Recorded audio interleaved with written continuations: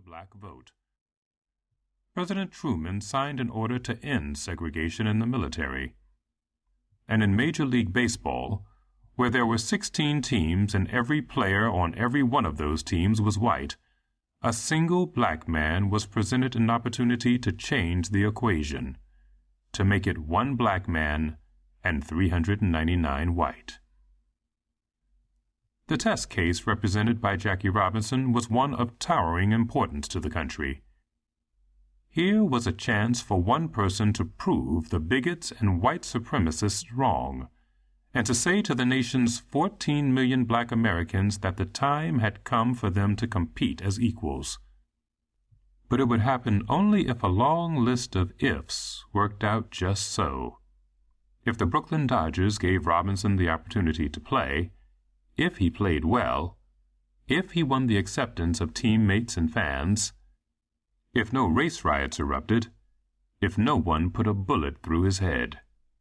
The ifs alone were enough to agitate a man's stomach. Then came the matter of Robinson himself.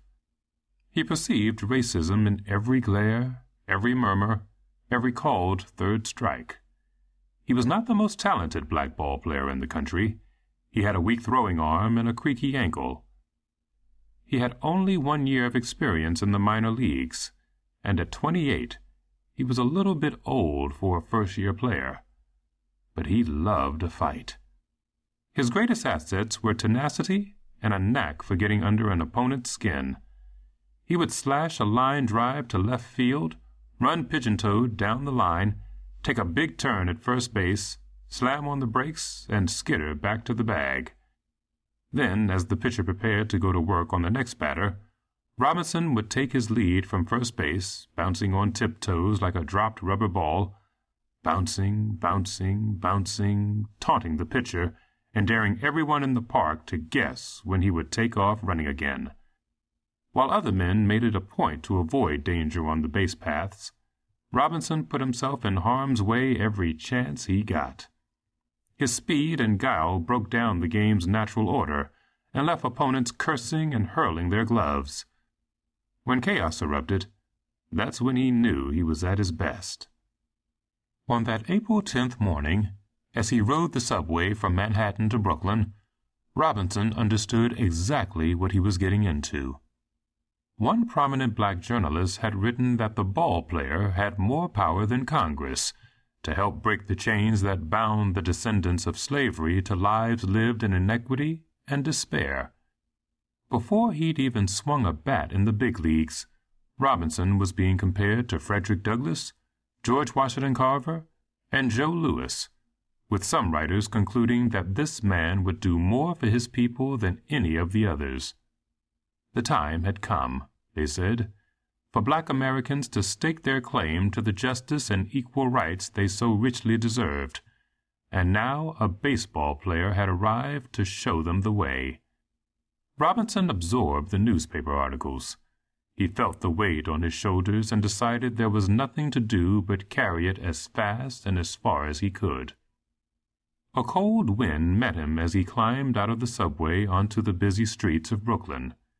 He walked to 215 Montague Street. Waiting for him there was Branch Rickey, a potato-shaped man in a wrinkled suit. The office was dark and cluttered. Rickey got straight to business, offering Robinson a standard contract for $5,000, the league's minimum annual salary. Simple, wasn't it? Robinson recalled later. It could have happened to you. The telephone rings, you answer it, and you're in the big leagues. Just like a fairy tale. I went to bed one night wearing pajamas and woke up wearing a Brooklyn Dodgers uniform. He knew it was no fairy tale, of course. He knew that a happy ending was far from assured.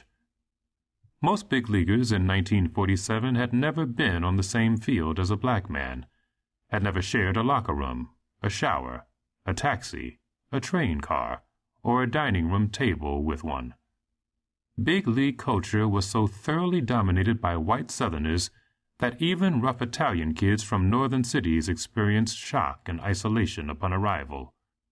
There was no telling how Robinson would be received. He was not yet a member of the Brooklyn Dodgers and already